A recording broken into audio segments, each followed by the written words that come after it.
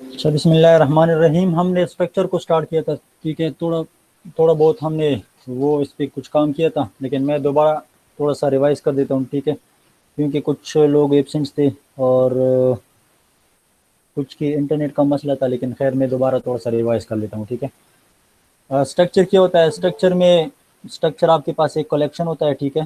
तो under single variable name, ठीक है। तो इसमें हम मल्टीपल डेटा को स्टोर कर सकते हैं। मल्टीपल डेटा को मतलब मल्टीपल डेटा को भी स्टोर कर सकते हैं और मल्टीपल टाइप ऑफ डेटा को भी स्टोर कर सकते हैं, ठीक है। मैंने आपको ये बताया था कि अगर आपको मैं बता दूं कि आपके पास कुछ डेटा है और उन डेटा को आप एक लिस्ट के अंदर स्टोर कर दें, ठीक है, तो आपका फर्स्ट जो फोकस होगा वो एरे की तरफ चला जाएगा।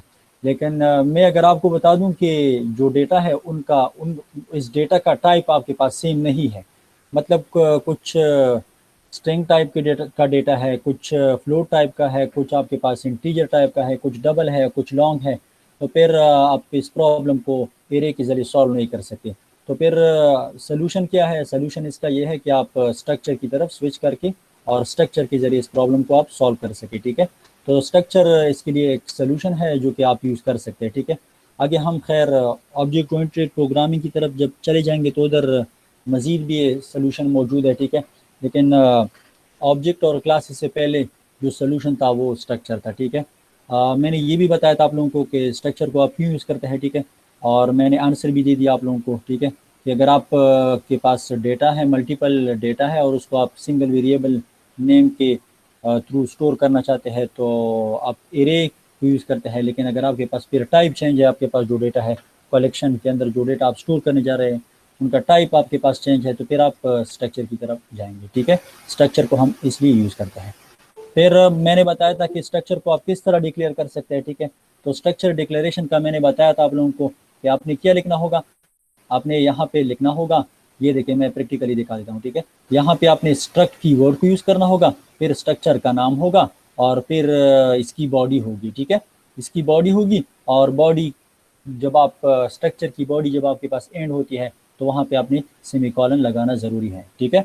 और यहाँ पे जो डेटा है इसको कहते हैं डेटा मेंबर्स या इसको कहते हैं मेंबर ऑफ द स्ट्रक्चर और इसको आप मेंबर डेटा भी कह सकते हैं, ठीक है। फिर इसके बाद अगर आप देख लें और मैंने ये भी बताया था आप लोगों को, अगर आप स्ट्रक्चर को टॉप पे डिक्लेयर कर दें तो स्ट्रक्चर जो ये जो स्ट्रक्चर भी, हाँ, तो ये क्या होते हैं, चलो पे वो उसको बताने से पहले मैं ये एक्सप्लेन कर देता हूँ, ठीक है।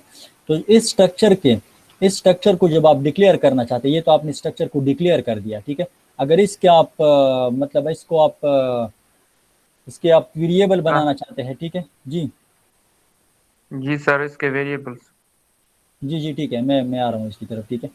अच्छा अच्छा, अगर आपको कोई बता दे कि मैं इस स्ट्रक्चर के एलिमेंट स्ट्रक्चर के अंदर जो डेटा मेंबर्स है या स्ट्रक्चर के अंदर जो डेटा है, ठीक है, मैं इसको किस तरह मतलब मैं इस पे किस तरह ऑपरेशन परफॉर्म कर सकता हूँ। तो इसके लिए ज़रूरी है जब आप इस पे ऑपरेशन परफॉर्म करना चाहते हैं, ऑपरेशन का मतलब यहाँ पे ये भी हो सकता है कि आप इस पे एडिशन करना चाहते हैं, आप इसको वैल्यू असाइन करना चाहते हैं, आप इसको शो करना चाहते हैं, आप इसको ऐड करना चाहते हैं, आप डिवाइड करना, जो भी ऑपरेशन है, ठीक है, जो भी ऑपरेशन है, अगर आप इस पे ऑपरेशन परफॉर्म करना चाहते हैं तो फिर इसके लिए लाजमी है कि आप इसके इस स्ट्रक्चर की वेरिएबल को डिक्लेयर कर दें और इस प्रोसेस का नाम है स्ट्रक्चर वेरिएबल डिक्लेरेशन। और यहाँ पे जो वेरिएबल आपने डिक्लेयर किए S1 और S2, तो ये है स्ट्रक्चर वेरिएबल्स। देखो यहाँ पे अगर आप लोग देख लें, हम नॉर्मली इस तरह कहते हैं इंटीजर और ए। मैं अगर आपसे पूछूं, ये किससे पूछूं मैं, हसन शाह, मैं अगर आपसे पूछूं कि व्हाट इज दिस, तो आपका आंसर क्या होगा? जी हसन शाह। सर ये इंटीजर डेटा है। नहीं नहीं, मैं अगर आपसे ये पूछूं कि व्हाट इज दिस, चलो चलो ये करता हूँ, चलो। सर ये इंटीजर डेटा जो आप नहीं नहीं, मैं ये आपका कह रहा हूँ पर्सन। व्हाट इज ए क्या होता है? वेरिएबल है सर। वेरिएबल है, वेरी गुड। ये वेरिएबल है और मैं अगर आपसे पूछूं कि व्हाट इज दिस, तो आपका आंसर होगा कि उसकी ये डेटा डेटा टाइप है। डेटा टाइप वेरिएबल है है। सर। ये वेरिएबल है और ये उसका टाइप है। तो ये इसको हम नॉर्मल वेरिएबल कहते हैं। अगर मैं आपसे माइक ऑफ कर दे प्लीज। मैं अगर आपसे पूछूं कि व्हाट इज दिस, तो आप कहते हैं कि ये एक वेरिएबल है, ये भी एक वेरिएबल है और ये भी एक वेरिएबल है। और मैं अगर आपसे पूछूं कि what is this, yes sir. तो आप कहते हैं कि ये भी एक वेरिएबल है। लेकिन मैं अगर आपसे पूछूं कि एट क्या है, तो फिर थोड़ी सी कंफ्यूजन होगी कि व्हाट इज दिस, आप ये तो कह सकते हैं कि ये स्ट्रक्चर है, क्योंकि ये वाला नाम और ये वाला नाम तकरीबन मतलब सेम है, में कोई भी फर्क नहीं है। लेकिन टर्मिनोलॉजी थोड़ी सी वो होती है कि व्हाट इज दिस, मतलब कॉन्सेप्ट क्या है। देखो अगर तो यहाँ पे स्ट्रक्चर और क्लासेस में क्या फ़र्क है महद अशरफ, थोड़ा अगर आप इस क्वेश्चन को मुझसे इसके बाद पूछे तो बेहतर रहेगा, मैं बता देता हूँ, ठीक है। फ़र्क है इसमें बहुत फ़र्क है, ठीक है। सिक्योरिटी के हवाले से, डेटा हाइडिंग के हवाले से, इनकेप्सुलेशन के हवाले से, ठीक है, मैं बता देता हूँ, लेकिन थोड़ा सा आप वेट करें 2-3 मिनट का, ठीक है। अच्छा, तो यहाँ पे ये स्ट्रक्चर है और ये स्ट्रक्चर की वेरिएबल्स है, यानी आप कह सकते हैं कि चलो दो किस्म के डेटा टाइप्स होते हैं, एक का नाम है आपके पास प्राइमेटिव डेटा टाइप्स, और कहाँ पे मैं लिख दूँ, मैं यहाँ पे एक प्रेजेंटेशन खोल लेता हूँ, ठीक है, मैं यहाँ पे एक प्रेजेंटेशन खोल लेता हूँ ताकि आप लोगों को ये भी समझाऊँ थोड़ा सा, ठीक है। दो किस्म के डेटा टाइप्स होते हैं,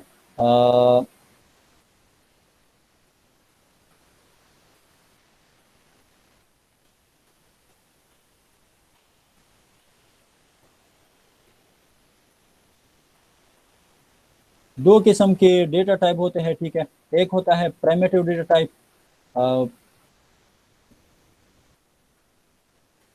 प्राइमेटिव डेटा टाइप्स, और एक होता है नॉन प्राइमेटिव। इसको आप देखो, प्राइमेटिव डेटा टाइप्स क्या होते हैं, वो डेटा टाइप्स जो कि बिल्ट इन एक लैंग्वेज के अंदर मौजूद होते हैं, बिल्ट इन डेटा, ठीक है, डेटा टाइप्स। तो इसको आप बिल्ट इन डेटा टाइप्स भी कह सकते हैं, इसको आप प्राइमेटिव डेटा टाइप्स भी कह सकते हैं। फॉर एग्जांपल इंटीजर है, ठीक है, फ्लोट है आपके पास, इसके अलावा डबल है, ठीक है, इसको कहते हैं प्राइमेटिव डेटा टाइप्स। एक होते हैं आपके पास नॉन प्राइमेटिव डेटा टाइप्स, ठीक है, नॉन प्राइमेटिव, ठीक है, डेटा, नहीं मैंने आप लोगों को डेटा टाइप्स, और इसको आप कह सकते हैं यूजर डिफाइंड डेटा टाइप्स, ठीक है, इसको आप यूजर डिफाइंड डेटा टाइप्स भी कह सकते हैं, ठीक है। तो ये क्या होते हैं, इसका एग्जांपल क्या हो सकता है, इसका एग्जांपल आपके पास है क्लासेस एंड स्ट्रक्चर्स, क्लासेस और स्ट्रक्चर।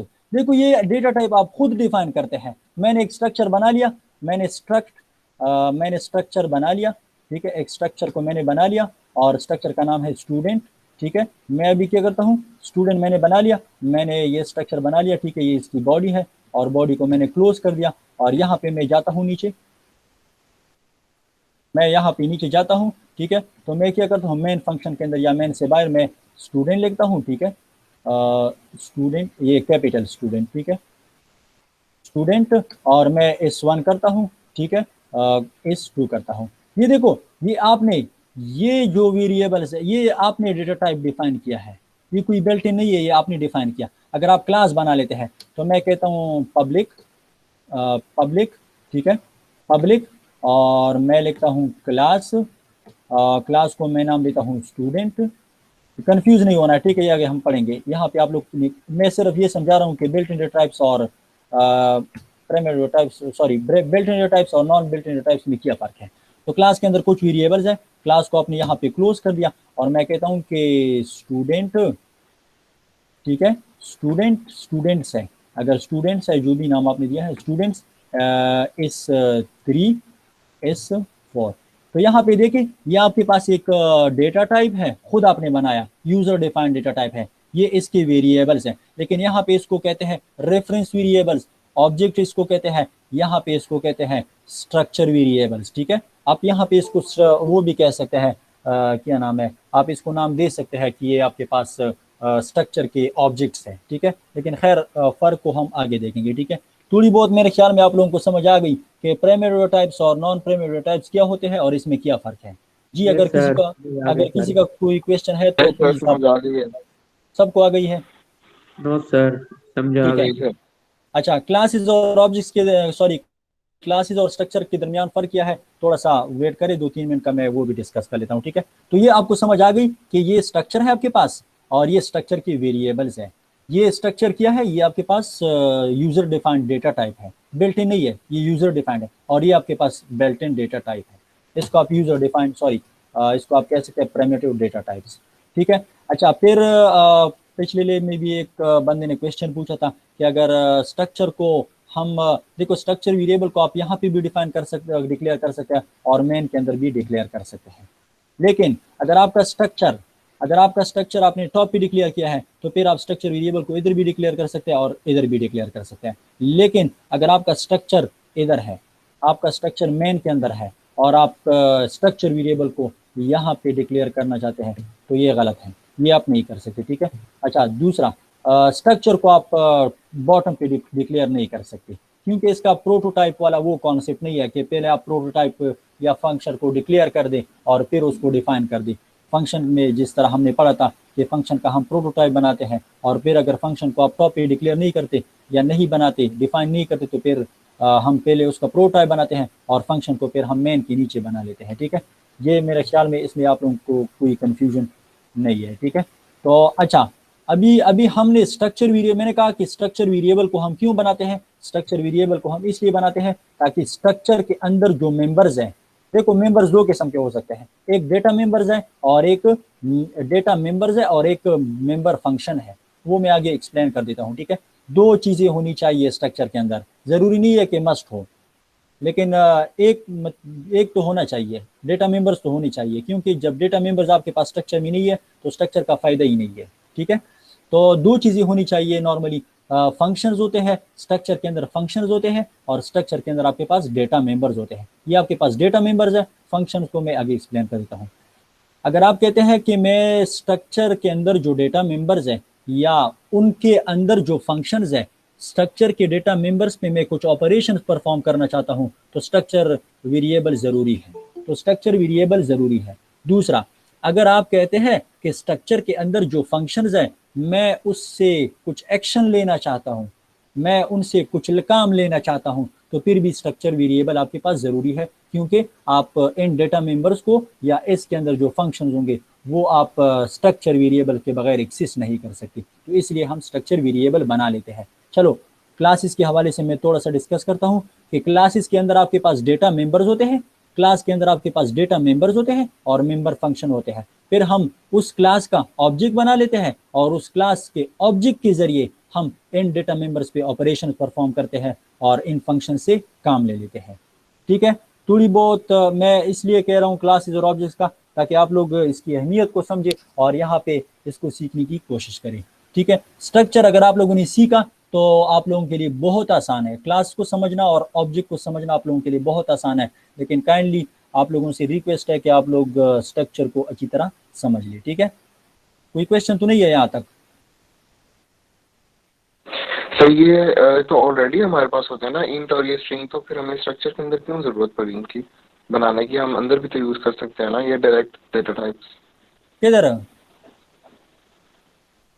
ये सर ये वाले स्ट्रिंग और इंट जो है, ये देखो, क्यों मैंने जरूरत आपको पड़ी बताया इनके था, अंदर मैंने बनाने आपको की? बताया था, अल्लाह के बंदे, मैंने आपको बताया था कि अगर आप एक सिंगल वेरिएबल के अंदर आप एक कलेक्शन बनाना चाहते हैं, कलेक्शन तो जानते हैं अपना, पाइथन में आप लोगों ने पढ़े होंगे, चार सही है किस्म के सर, सही है। चार किस्म के अंडरस्टूड चार थी किस्म सर। के चार किस्म के डेटा स्ट्रक्चर्स थे आपके पास, कलेक्शंस थे। एक का नाम था लिस्ट, दूसरे का नाम था टफल, तीसरे का नाम था आपके पास डिक्शनरी, और चौथा जो था वो सेट था, बिल्कुल और सर, फिर इनके दरमियान फर्क था। अभी याद है? सही सर, सही हो गया, सही है। क्लियर हो गया? कंफ्यूजन क्लियर होगी आपकी? बिल्कुल बिल्कुल सर, हो गई। ठीक है। तो इसलिए अगर आप एक सिंगल कलेक्शन के अंदर सारा का सारा डेटा स्टोर करना चाहते हैं, देखो मैं अगर आपको बता दूं कि आप स्टूडेंट हैं, देखो सारा क्लास है, क्लास के अंदर आपके पास 40 स्टूडेंट्स हैं, तो 40 स्टूडेंट्स का जब डेटा मैं स्टोर करता हूं तो आपका अलग, आपकी अलग आईडी होगी, इसकी अलग होगी। ठीक है। देखो इस वन की अलग आईडी होगी, स्टूडेंट वन लेट सपोज आप है, तो आपका अपना नाम भी होगा, आपका अपना रिकॉर्ड भी होगा, मतलब आपके साथ जितना भी डेटा है वो इस वन के अंदर स्टोर होगा। और फिर जो इस टू होगा वो अपना, उसका अपना रिकॉर्ड होगा। ये वेरिएबल जो है ना, ये सब के लिए सेम होंगे, ये वेरिएबल सब के लिए सेम होंगे, कॉमन फंक्शनलिटी है, लेकिन ये चेंज होंगे, ये चेंज होंगे। और इसका एक और बिल्कुल तरीका भी सही है, है सर। इसका एक और तरीका है कि हम पढ़ेंगे एरे के जरिए, ये वाले वेरिएबल फिर एरेस होंगे, ये फिर हम ये नहीं लेंगे, ये फिर हम इस तरह करेंगे। लेट सपोज इस है और यहाँ पे हम इसको 100 साइज दे दिया, तो फिर ये आपके पास 100 स्टूडेंट्स आप इसके अंदर स्टोर कर सकते हैं। वो थोड़ा सा आगे आप वेट करें, मैं कर लेता हूँ, ठीक है। अच्छा, फिर हम क्या करते हैं, वो क्वेश्चन मुझे याद है, ठीक है, जिसने पूछा था क्लासेस और उसका, वो थोड़ा सा वेट करें, मैं बता देता हूँ। अगर आप इन स्ट्रक्चर वेरिएबल्स को, मैंने कहा कि आप स्ट्रक्चर के अंदर जो मेंबर्स हैं, अगर आप उसको इनिशियलाइज करना चाहते हैं या उस पर कुछ ऑपरेशंस परफॉर्म करना चाहते हैं, एक ऑपरेशन ये भी हो सकता है कि आप इनकी वैल्यूज को इनिशियलाइज कर दें। तो आपने क्या करना होगा, आपने इस वन लिखना होगा, स्ट्रक्चर वेरिएबल का नाम और .id, तो ये आपने एक्सेस कर दिया और इसको आपने इनिशियलाइज कर दिया। अगर आप इसको इनिशियलाइज करना चाहते हैं तो आप इसको इसके जरिए इनिशियलाइज कर सकते हैं। फिर अगर आप इसको प्रिंट करना चाहते हैं तो वही तरीका है। आगे एक और सिंबल आने वाला है, ठीक है, वो हम आगे पढ़ेंगे जब हमारे पास स्ट्रक्चर में पॉइंटर का कॉन्सेप्ट आता है, तो फिर हम डॉट ऑपरेटर को यूज नहीं करते। फिर एक और ऑपरेटर है, ठीक है, डैश और ये ऑपरेटर है, ये हम आगे पढ़ेंगे। मेरे ख्याल में आप लोगों को समझ आई है, यहाँ तक कोई मसला नहीं होगा। बेशक सही, सारी चीजें। अच्छा, ये पुराना काम था, मैंने दोबारा एक्सप्लेन कर दिया, ठीक है। ये आप देखो, कुछ मैंने इनिशियलाइज भी कर दिया और मैंने उसको प्रिंट भी कर दिया। अच्छा, अभी क्वेश्चन ये आया था कि क्लासेस और ऑब्जेक्ट्स में क्या फ़र्क है, ठीक है। तो यहाँ पे देख ले, मैंने, अगर आप देख, यहाँ पे मैंने पब्लिक यूज़ किया है, और यहाँ पे मैंने कुछ पब्लिक वगैरह यूज़ नहीं किया है। यहाँ पे मैंने क्लास यूज़ किया है। खैर, ये तो छोटे मोटे वो डिफरेंसेस है। जो मेन डिफरेंस है वो ये है कि क्लास का हमने ऑब्जेक्ट बनाना होता है, और जो मेन डिफरेंस है, सॉरी, वो छोटे, अच्छा, जो मेन डिफरेंस है वो है एक्स स्पेसिफायर। आपके पास क्लासेस के साथ आप एक्स स्पेसिफायर को लगा सकते हैं। एक्स स्पेसिफायर क्या होता है? एक्स स्पेसिफायर यह आपको बता देता है कि आपके क्लास के अंदर, यानी स्ट्रक्चर के अंदर, लेट सपोज यहाँ पे इंटीजर आईडी है, फिर आपके पास स्ट्रिंग नेम है। देखो, ये इसको कहते हैं मेंबर ऑफ द स्ट्रक्चर, और इसको कहते हैं मेंबर ऑफ द क्लास, ठीक है, मेंबर ऑफ द क्लास। तो होगा क्या? तो होगा ये कि मैं अगर आपको बता दूं कि ये आप कहाँ तक यूज़ कर सकते हैं, इसको आप जहाँ पे भी चाहे आप यूज़ कर सकते हैं, लेकिन अगर आप इसके साथ इन वेरिएबल्स के साथ पब्लिक लगा दें, प्राइवेट, तो आप इसको फिर इस क्लास के बाहर आप इस्तेमाल नहीं कर सकते। और फॉर्मेट स्पेसिफायर, एक्स स्पेसिफायर आपको क्या बताता है? एक्स स्पेसिफायर आपको बता देता है कि आपका जो डेटा है ये कहाँ तक एक्सेसिबल है। तो बात थोड़ी सी सिक्योरिटी की तरफ आती है, और कॉन्फिडेंट मतलब आपका डेटा जो है वो अगर कॉन्फिडेंशियल है तो फिर आप इसको प्राइवेट बना देते हैं, और अगर आपका डेटा कॉन्फिडेंशियल नहीं है तो फिर आप इसको क्या बनाते हैं? लेट सपोज मैं कहता हूँ कि आपका कौन सा आपका क्या कॉन्फिडेंशियल नहीं है, चलो मैं आपको पब्लिक क्या है आपका, चलो नेम आपका पब्लिक कर लेते हैं, या आपका क्लास नंबर जो है चलो इंटीजर कर दे, ठीक है। क्लास नंबर को मैंने लेट सपोज आपका वो मैं कहता हूँ कि ये प्राइवेट है, ये हर कोई इसको देख भी सकता है और इसको एक्सेस भी कर सकता है, ठीक है। तो यहाँ पे अगर आप के पास इस तरह के कॉन्सेप्ट आ जाए, इनकैप्सुलेशन का कॉन्सेप्ट आ जाए या एक्स स्पेसिफायर का कॉन्सेप्ट आ जाए, तो फिर आप स्ट्रक्चर को यूज़ नहीं कर सकते, और फिर आप क्या यूज़ करेंगे? फिर आपने यूज़ करना होगा क्लासेस और ऑब्जेक्ट्स, ठीक है। थोड़ी बहुत समझ आ गई, लेकिन खैर आगे जब हम इसको पढ़ेंगे तो मैं मज़ीद समझाने की कोशिश करूँगा जब हम क्लासेस और ऑब्जेक्ट्स में स्विच हो जाएंगे। अभी थोड़ा सा मेरे ख्याल में आपका वो जो क्वेश्चन था वो क्लियर हो गया। किसने पूछा था? हाँ सर, मुजाहिद है सर। जी क्लियर हो गया। जी सर। अच्छा, तो आगे जाते हैं। अच्छा, कुछ लोग कह रहे हैं कि आवाज़ क्लियर नहीं है, तो मेरी आवाज़ क्लियर है या क्लियर नहीं है? सर हाँ, मुझे तो क्लियर आ रही है। जी, अगर किसी को क्लियर नहीं आ रही तो काइंडली वो अपना वो थोड़ा सा नेट का जो स्पीड है वो तेज़ कर दे या दोबारा ज्वाइन कर दे, शायद ये मसला रिजॉल्व हो जाए, ठीक है। सर शायद नेट को रोज़ा लगा हुआ है, पता नहीं क्या मसला है। चलो, ये आप लोगों का हो गया। फिर चलो इस और टॉपिक की तरफ हम जाते हैं। टॉपिक क्या है? टॉपिक ये भी हो सकता है, अच्छा ये भी मैंने समझाया था आप लोगों को कि ये क्या होता है, ये सारे मैंने बता दिए, ठीक है। हम इस पर ज़्यादा टाइम नहीं गुजार सकते। स्ट्रक्चर वेरिएबल मैंने बता दिया आपको, ठीक है, ये भी मैंने बता दिए। अच्छा, यहाँ पे एक कॉन्सेप्ट था, हाँ कॉन्सेप्ट था कि आप स्ट्रक्चर का साइज किस तरह देख सकते हैं, कि वो आपके पास ये जो स्ट्रक्चर है, ये वाला जो स्ट्रक्चर है, ये कितना साइज लेगा, मतलब मेमोरी में कितनी जगह इसको रिजर्व हो जाएगी। तो यहाँ पे अगर आप लोग देख लें, यहाँ पे ये कितने बाइट्स ऑक्युपाई करेंगे, कोई बता सकता है? 15 15 बाइट्स। और ये या 4, इंटीजर 4 बाइट या 4 है या 2 है, जो भी है ना, 2 है या 4 है। कुछ सिस्टम में 4 होता है, ऑपरेटिंग सिस्टम पे डिपेंड करता है कि आपके पास 62 बिट इस तरह का कुछ है, मुझे तो कंफर्म नहीं है, लेकिन जो भी हो, 4 है, 5 है, 3 है, जो भी है, ठीक है। लेकिन the structure address is 2 member CT and P code. The variable CT occupies 15 bytes and the post code occupies 2 bytes, ठीक है। The each variable of this structure will occupy 17 bytes space in memory, ठीक है। 15 आपके पास CT का हो गया और 2 bite आपके पास इसके हो गए, तो ये टोटल 15 बनता है। सर जी जी सर, ये जो भी इसे बात लिखी हुई है कि टोटल जो उसके बाइट्स होंगे वो 17 होंगे, तो इसका तो मतलब ये होगा अगर स्ट्रक्चर खाली है तो वो खुद जगह स्पेस ऑक्युपाई नहीं करता। बिल्कुल। अगर आपके पास देखो, अगर आप चलो, अगर मैं फिर क्लासेस और ऑब्जेक्ट्स की तरफ चला जाऊँ ना, जब आपके पास क्लास है ना, क्लास है, और क्लास का ऑब्जेक्ट जब तक आपने क्लास का ऑब्जेक्ट नहीं बनाया है, इस क्लास का आपने ऑब्जेक्ट नहीं बनाया है, तो ये जो वेरिएबल होंगे ये डमी वेरिएबल्स होंगे, इसमें कुछ भी नहीं होगा।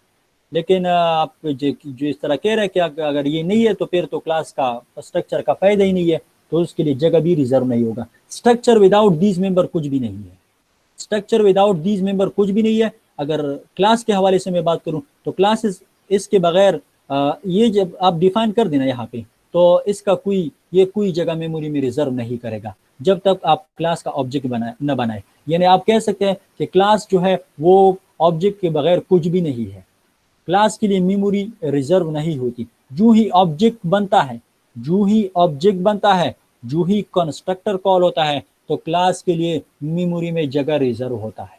जो ही ऑब्जेक्ट बनता है, जो ही कंस्ट्रक्टर कॉल होता है, तो क्लास के लिए मेमोरी में जगह रिजर्व होता है। इसलिए हम कहते हैं कि object is the implementation of class, object is the implementation of the class. कुछ लोग कंफ्यूज होंगे क्योंकि ये टर्मिनोलॉजीज थोड़े से एडवांस हो गए, ठीक है। फिर मैं ये समझा देता हूँ जब हम उधर जाएंगे। तो आपकी बात ठीक है, आपकी बात ठीक है। अच्छा, इसके बाद मैंने ये बताया था कि how to access the structure members. Structure की जो मेंबर्स है, चाहे वो मेंबर फंक्शन है, चाहे वो मेंबर डेटा है, दोनों को आप एक्सेस कर सकते हैं using dot operator. Structure variable का नाम और स्ट्रक्चर के अंदर जो, यानी ये बात कर रहे हैं, स्ट्रक्चर वेरिएबल का नाम आपने यूज करना होगा, फिर डॉट ऑपरेटर यूज करना होगा, फिर स्ट्रक्चर के अंदर मेंबर्स है। अगर आपके पास लेट सपोज एक फंक्शन है, स्ट्रक्चर के अंदर आपके पास एक फंक्शन है और आप इस फंक्शन को कॉल करना चाहते हैं, चलो एडिशन का फंक्शन है और आप इस फंक्शन को कॉल करना चाहते हैं, तो मैं यहाँ पे लिखता हूँ सिंपली कि सी आउट, ठीक है, 1+। अगर आप इसको फंक्शन को कॉल करना चाहते हैं तो you can call this function using this structure variable और दिस स्ट्रक्चर वेरिएबल। अभी आप पे डिपेंड करता है कि आप इस 1 के लिए इसको कॉल करना चाहते हैं या इस 2 के लिए आप इसको कॉल करना चाहते हैं। मैं कहता हूं कि इस 1 के लिए इसको कॉल कर दें, तो आपने क्या करना होगा, इस 1 लिख दें, ये देखो खुद ब खुद आ जाएगा, ये देखो फंक्शन का नाम खुद ब खुद आ गया, ये जो 2 मेंबर्स थे वो भी आ गए, ये देखिए, तो आप इसको कॉल कर दें, ठीक है।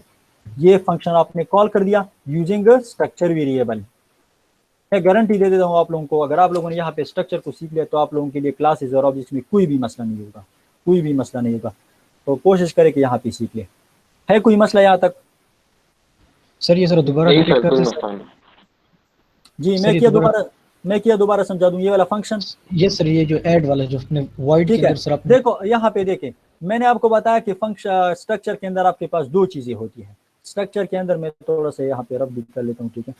मैंने आपको बताया कि स्ट्रक्चर के अंदर आपके पास 2 चीजें होती हैं, ठीक है।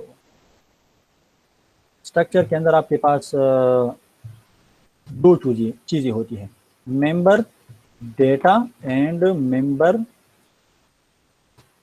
फंक्शंस। देखो नॉर्मल फंक्शन जो है उसको मेंबर फंक्शंस कहते हैं स्ट्रक्चर में। मेंबर डेटा क्या होता है, इंटीजर ए, ठीक है, और दूसरा स्ट्रिंग नेम, ये आपके पास मेंबर डेटा है। अगर आप कह दे कि आप एक फंक्शन बना ले और फंक्शन किया करे, फंक्शन इन वेरिएबल्स को इनिशियलाइज कर दे, तो मैं कहता हूँ कि वॉइड और सेट डेटा मैं बता देता हूँ, ठीक है, थोड़ा सा वेट कर ले। तो यहाँ पे आप लिख दे इंटीजर क्या जो भी आप नाम देना चाहते हैं, तो स्ट्रिंग इन। तो क्या होगा, तो इस फंक्शन को जब हम कॉल करेंगे, तो इस वेरिएबल को इनिशियलाइज करेगा। किस तरह इनिशियलाइज करेगा, ए को असाइन किया जाएगा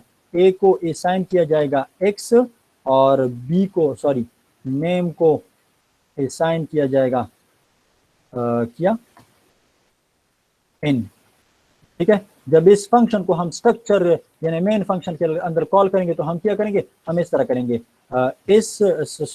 लेट सपोज इस वन आपके पास स्ट्रक्चर वेरिएबल है, डॉट सेट डेटा, क्या इसको भेज दे, इसको आर्गुमेंट्स भेज दे 1 और डबल कोट्स में बंद कर दे और अली। समझ गए? अगर समझ नहीं आया तो सिर्फ ये समझिए कि इसको कहते हैं मेंबर डेटा और इसको कहते हैं मेंबर फंक्शन, बस ये समझ लीजिए। सर जी सर ये इसी स्लाइड पे है ना सर अब हमने जो ये सेट डेटा को 1 पास किया, ये पहले जाके इंट ए में स्टोर होगा, फिर इंट ए जो है वो एक्स के पास जाएगा, इसी तरह होगा, ये डायरेक्टली बस ये 1 नहीं जो नहीं है ये नहीं एक्स नहीं की नहीं तरफ नहीं से- नहीं नहीं नहीं नहीं नहीं इस तरह होगा। ये फंक्शन कॉल हो गया ना, कंट्रोल इधर आ गया, जी सर। ये जो एक्स है ना, एक्स सॉरी 1 इधर आएगा, जी 1 जी इसके सर। अंदर स्टोर हो जाएगा, इसके अंदर स्टोर हो जाएगा, और आपका जो नेम है वो इन के अंदर स्टोर हो जाएगा, इन लोकल वेरिएबल्स के अंदर। फिर क्या होगा, फिर ये इसके बाद इसको असाइन किया जाएगा, यानी ये फिर इसके बाद इनिशियलाइज किए जाएंगे, ये इधर डायरेक्ट नहीं आएगा। जब डायरेक्ट आप इसको इनिशियलाइज करना चाहते हैं तो फिर आप इस तरह करते, इस 1 डॉट ए और ए को आप इधर आईडी दे दें, फिर ये तरीका है। ठीक हो गया सर, क्लियर हो गया। ठीक है ना? जी जी सर, समझ आ गए। कोई मसला तो नहीं है जी? बाकी नहीं नहीं सर। रिपीट करें सर ये वाला। ये क्या रिपीट कर दूं? चलो मैं रिपीट करता हूँ, ये आगे आने वाला है, ये टॉपिक आगे आने वाला है, ठीक है, थोड़ा सा आप वेट कर ले। अच्छा, ये मैंने आपको बताया कि how to access the member of the structure. तो मेंबर से बात चली गई मेंबर डेटा और मेंबर फंक्शन की तरफ। स्ट्रक्चर के अंदर आपके पास रट्टा कर ले, इसको, इस बात को रट्टा कर ले, ठीक है। स्ट्रक्चर के अंदर आपके पास मेंबर डेटा होता है और मेंबर फंक्शन होते हैं। मेंबर डेटा ये सिंपल जो वेरिएबल्स होते हैं, इसको मेंबर डेटा कहते हैं। मेंबर फंक्शन जो सिंपल आपके पास फंक्शन होते हैं, उनको हम मेंबर फंक्शन कहते हैं। मेंबर फंक्शन का काम क्या है? मेंबर फंक्शन का काम ये है कि आप मेंबर डेटा पे ऑपरेशंस परफॉर्म कर दें। मेंबर डेटा से आप कुछ काम ले लें। एक काम ये भी हो सकता है कि मेंबर डेटा की वेरिएबल्स को इनिशियलाइज कर दें। एक काम ये भी हो सकता है कि मेंबर डेटा के अंदर जो डेटा स्टोर है उनको आप प्रिंट कर दें। एक काम ये भी हो सकता है कि मेंबर डेटा को ऐड कर दे, डिवाइड कर दे, मल्टीप्लाई कर दे, जो भी आप परफॉर्म करना चाहते हैं आप कर सकते हैं, ठीक है। ये बात रट्टा कर ले कि स्ट्रक्चर के अंदर आपके पास मेंबर फंक्शन होते हैं और स्ट्रक्चर के अंदर आपके पास मेंबर डेटा होता है।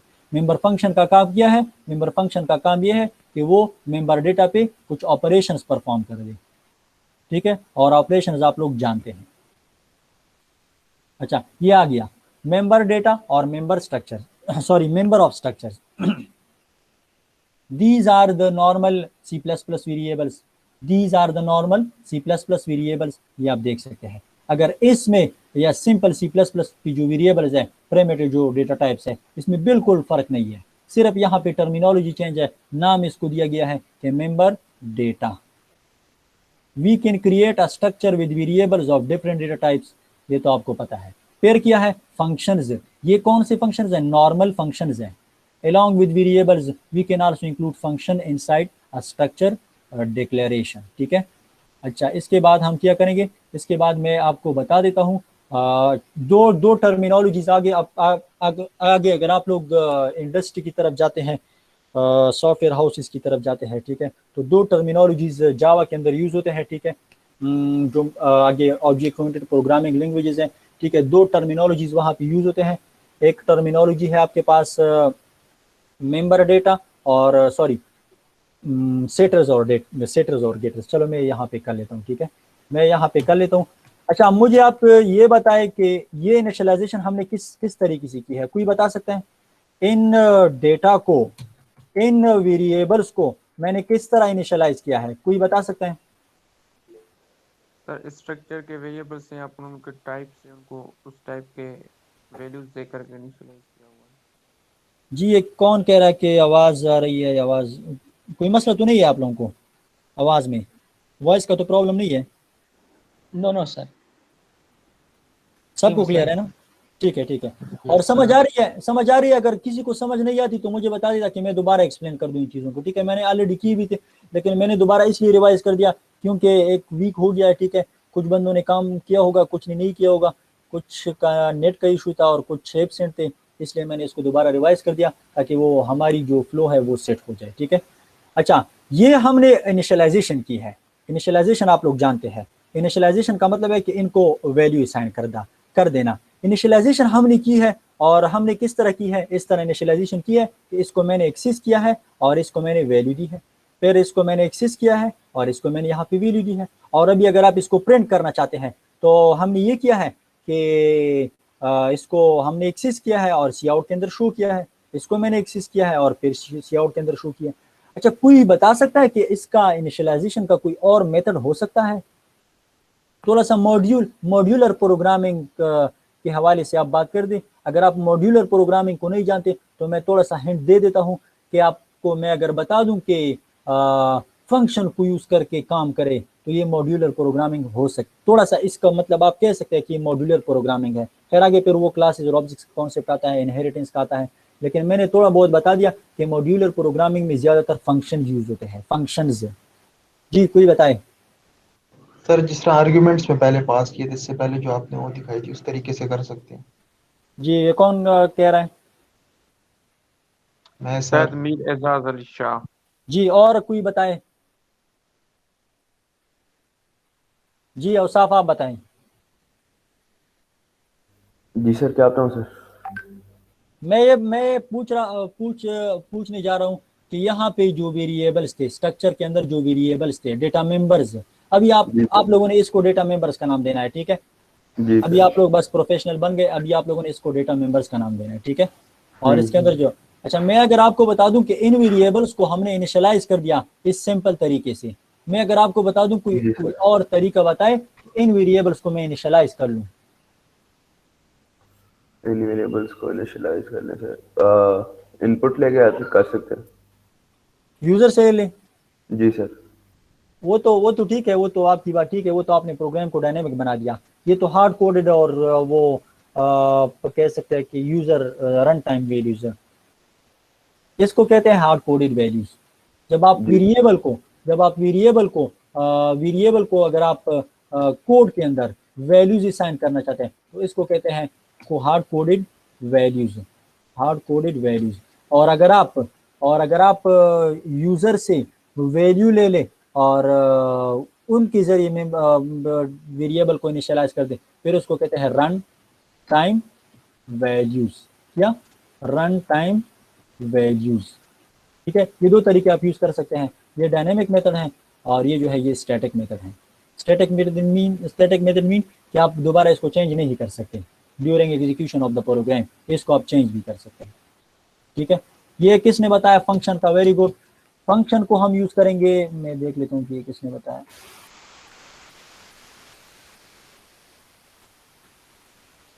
जी जिशान, आपने ठीक बता दिया। और साहब ये इसका सोल्यूशन ये हो सकता है कि हम फंक्शन को बनाएं और फंक्शन के जरिए वैल्यूज को इनिशियलाइज भी कर दें और फंक्शन के जरिए वैल्यूज को शो भी कर दें। तो दो किस्म के फंक्शंस आप यूज कर सकते हैं, दो किस्म के कॉन्सेप्ट आते हैं। एक होता है आगे प्रोग्रामिंग लैंग्वेजेस में, एक होता है गेटर्स, GETTERS गेटर्स, और एक होता है सेटर्स। तो देखो नाम से वाजे है, setter mean to set something और getters mean to get something. किसी चीज को गेट करना, किसी चीज को शो करना, गेट करना। सेटर्स मीन किसी चीज को इनिशियलाइज करना या वेरिएबल्स को इनिशियलाइज करना। तो दो टाइप के फंक्शन यूज होते हैं, एक होता है गेटर्स और एक होता है सेटर्स। चलो मैं थोड़ा सा इसको मीनिंगफुल नाम देना चाहता हूँ, तो मैं कहता हूं कि वैल्यूज को, इन वेरिएबल्स को जब मैं इनिशियलाइज करता हूं तो इसके लिए एक फंक्शन है मेरे पास, void set data। Set data, एक फंक्शन हो गया, मैं फिलहाल इसको आर्गुमेंट पास नहीं करता। दूसरा फंक्शन, इस डेटा को अगर आप गेट करना चाहते हैं, इस मेंबर्स को अगर आप यूजर को शो करना चाहते हैं, तो एक और फंक्शन बनाए, मॉड्यूलर प्रोग्रामिंग। ठीक है, हम मॉड्यूलर प्रोग्रामिंग की तरफ स्विच होते हैं। ठीक है, तो एक और फंक्शन बनाए, उस फंक्शन को आप नाम दे दें गेट डेटा।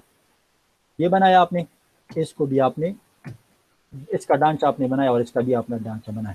लेकिन यहाँ पे अगर आप देख ले, तो यहाँ पे जब आप इसको इनिशियलाइज करते हैं तो कुछ आर्गुमेंट्स आपने भेजना होगा। तो फर्स्ट आर्गुमेंट आपके पास क्या होना चाहिए, इंटीजर आई है, आईडी है तो आई ले ले।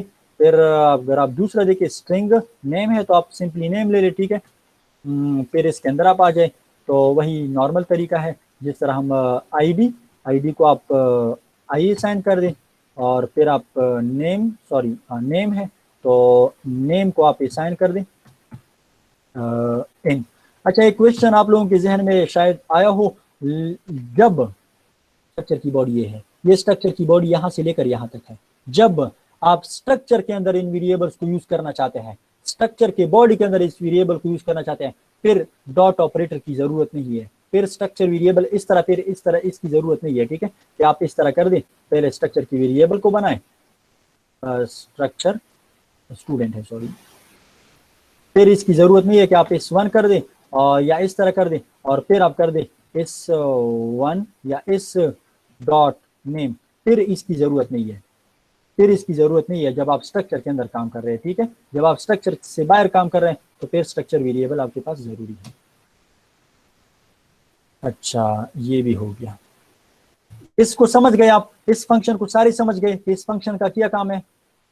जी जी, एक बंदा बताए। सिंपल है सर, वो जो आप इस इंटीजर होगा आई को हम पास करेंगे फंक्शन को, वो आईडी को मिल जाएगा वो।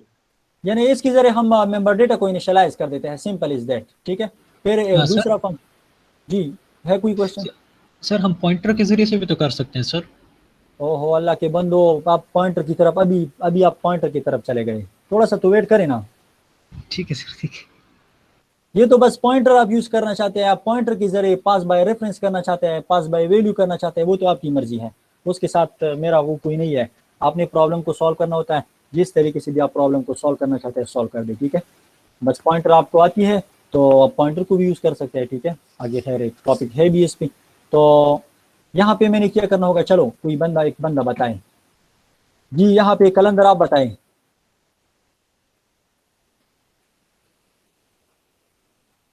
कलंदर अली खान जी। सर यूजर से डेटा लेंगे। जी सर, ये गेट है ना, तो सर इसमें वो आई थिंक प्रिंट करते होते हैं वैल्यूज। सर कलंदर ने रिस्पांस दिया चैट में सर।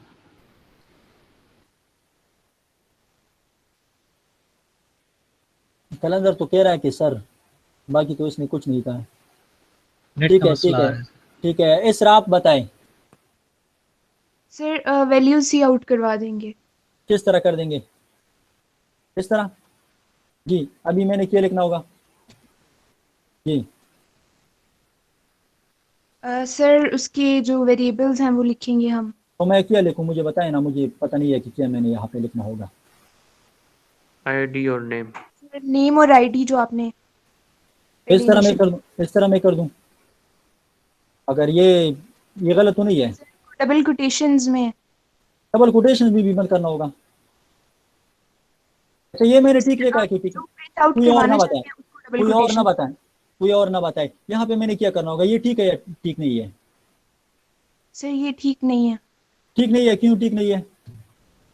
क्योंकि सर जो आपने प्रिंट करवाना है वो आप नहीं दे रहे उसको।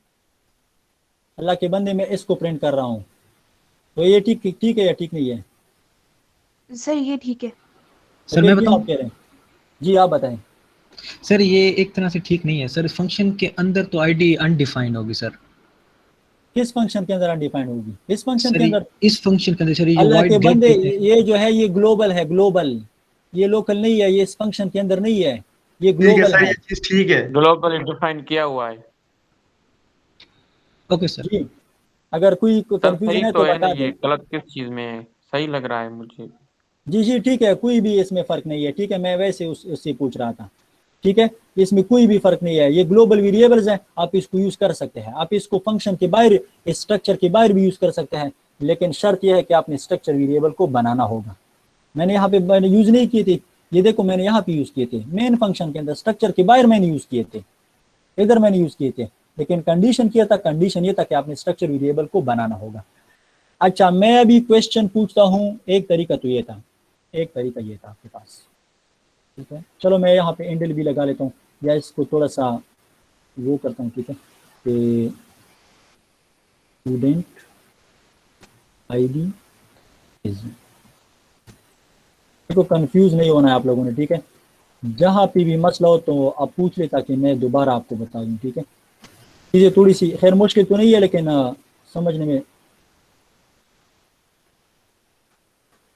स्टूडेंट नेम इज, ठीक है, ये भी हो गया, चलिए ठीक है। अच्छा, अभी क्वेश्चन है सुभान खालिद से। सुभान खालिद, मैं फंक्शन को कॉल करूंगा, मैं फंक्शन को कॉल करूंगा तो मैंने कौन सा, या मैंने क्या करना होगा, चलो मैंने ये मैं इस फंक्शन को कॉल करूंगा तो मैंने क्या करना होगा जी,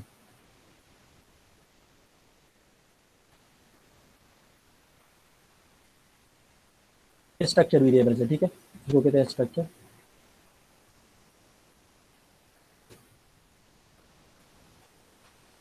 जी अब बताएं प्लीज, जी उरूज आप बताएं।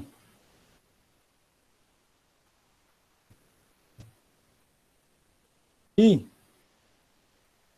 सर क्वेश्चन रिपीट करते प्लीज। क्वेश्चन ये है कि मैं इस फंक्शन को कॉल करता हूँ, क्यों कॉल करता हूँ, ताकि इन वैल्यूज को मैं इनिशियलाइज कर दूं, तो मैंने क्या करना होगा, नॉर्मली जब आप फंक्शन कॉल करते हैं तो आप क्या करते हैं, चलो वो बताइए, वो जो आप नॉर्मली फंक्शन कॉल करते हैं वो बताइए, इसमें ना आए। सर वो वेरिएबल का नेम और साथ में जो मेंबर है उसका नेम डॉट मैं के ये साथ। कहता हूँ कि ये इस फंक्शन को मैं कॉल करता हूँ, नॉर्मली हम फंक्शन को जब कॉल करते हैं तो कहाँ से कॉल करते हैं, पहले मुझे ये बताएं। सर वेरिएबल के नेम से। मैं कह रहा हूँ कि फंक्शन को हम किस तरह कॉल करते हैं, ये मुझे बताएं। नाम लिख के फिर सर मुझे अल्लाह, समझ नहीं आ रही, सॉरी आप क्या कह रहे हैं, मेरा अभी नेट डिस्कनेक्ट हो गया था, मैं अभी मैं कनेक्ट ये हुई। कह रहा हूँ मैं ये कह रहा हूँ कि ये फंक्शन है, फंक्शन, ये फंक्शन है कि नहीं है, बाकी छोड़ दे कि ये यस फंक्शन सर। क्या है या किधर मौजूद है, इसको छोड़ दे। मैं ये कहता हूँ कि इस फंक्शन को मैं जब कॉल करता हूँ तो मैंने क्या करना होगा,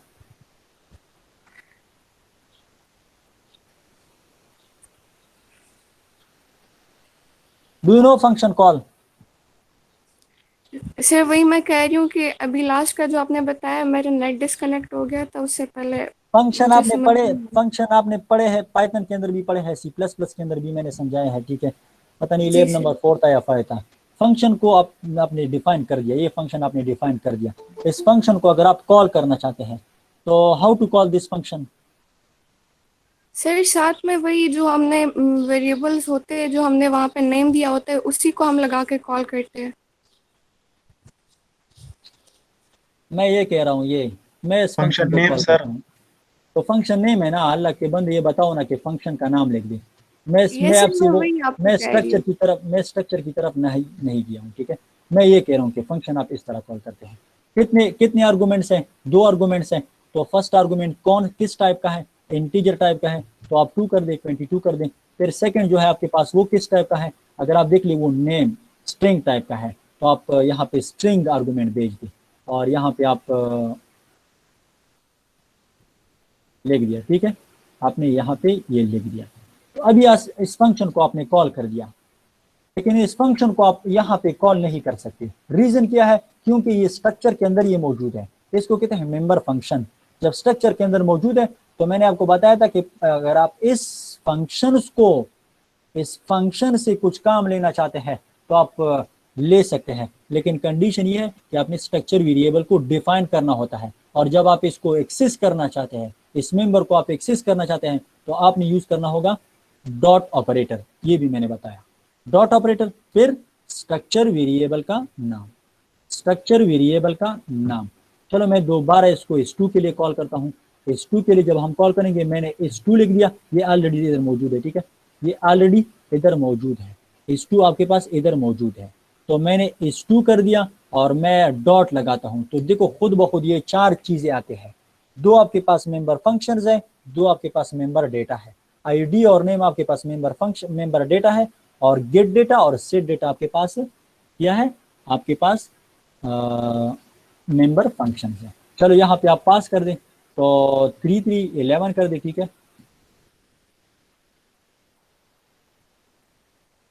ये आपका नाम हो गया, ठीक है, ये आपका नाम हो गया। तो इस फंक्शन को जब हम कॉल करेंगे तो ये वाला फंक्शन इस फंक्शन को कॉल करेगा पहले, और इन वेरिएबल्स को इनिशियलाइज कर देगा फॉर s1।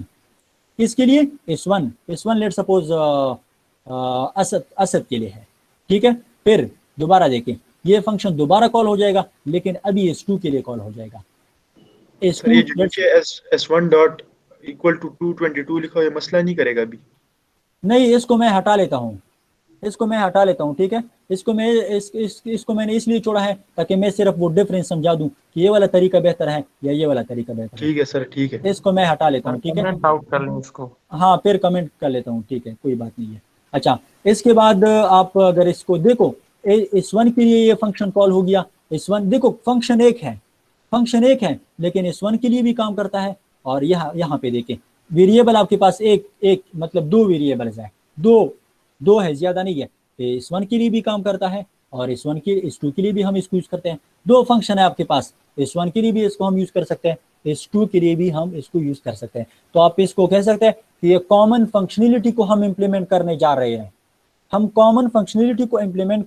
हैं, हम इस तरह की कुछ मेथड बनाते हैं, इस तरह के कुछ वेरिएबल बनाते हैं जो कि कम स्पेस भी ले और ज़्यादा से ज़्यादा लोग या ज़्यादा से ज़्यादा स्ट्रक्चर वेरिएबल इसको यूटिलाइज कर सके, इससे काम ले सके, ठीक है। अच्छा, तो गेटर्स और सेटर्स का मैंने बताया था। गेटर्स का काम क्या है कि वो आपको डेटा शो कर दे, और सेटर्स का काम क्या है कि वो डेटा को सेट कर दे, यानी वेरिएबल को इनिशियलाइज कर दे, मेंबर डेटा को इनिशियलाइज कर दे। गेटर्स का काम ये है कि वो मेंबर डेटा के अंदर जो डेटा मौजूद है, जो वैल्यू आपने इसको असाइन की है, उनको गेट कर सके या उस पर कुछ ऑपरेशन जो भी आप कहना चाहते हैं, ठीक है। इस फंक्शन का, इन फंक्शन का काम ये है, अगर आप फिर इसको ऐड करना चाहते हैं तो एडिशन का फंक्शन यूज कर दे, मल्टीप्लाई करना चाहते हैं तो मल्टीप्लिकेशन का फंक्शन आप यूज कर दे, आप यूज कर सकते हैं। चलो, इसको तो हमने इनिशियलाइज कर दिया। अगर आप अभी इसको देखना चाहते हैं तो आप सिंपली s1 कर दें। इसके लिए मैं 7 के लिए करता हूँ, 7 है या असद है, जो भी है। गेट डेटा नहीं, बल्कि अभी आपने सेट डेटा वाला मेथड कॉल करना होगा, सॉरी गेट डेटा वाला खुद बहुत आता है। देखो ये आ गया, और मैं कहता हूँ कि s2 के लिए आप गेट डेटा कर दें, ये आपके पास ये है। ये देखो, ये हमने फंक्शन के जरिए इनिशियलाइजेशन की और डेटा को गेट कर दिया। यहाँ पे बार बार हमने इनिशियलाइजेशन करना होगा और बार बार हमने सी आउट लिखना होगा, बार बार हमने इनिशियलाइजेशन करना होगा, बार बार हमने सी आउट लिखना होगा। तो थोड़ा सा कोड आपके पास लेंथी हो जाता है, और लेंथी कोड से बचने के लिए मैंने फंक्शन बनाए, ठीक है, ताकि आपके पास कोड का साइज कम हो जाए और फंक्शन आपके पास कॉमन हो जाए, कॉमन फंक्शनलिटी को हम इम्प्लीमेंट कर सकें। तो इसको मैं रन करता हूं, आप अभी देख लें।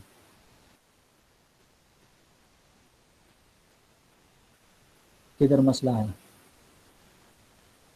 ये ब्रैकेट इजाफी है या क्या है, यहाँ तक तो ठीक है।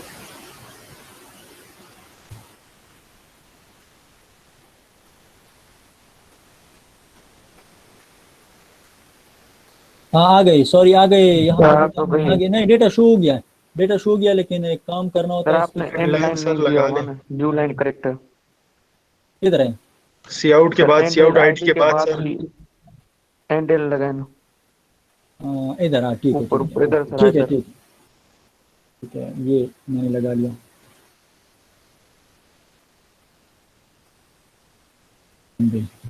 अभी शो हो जाएगा, ठीक है।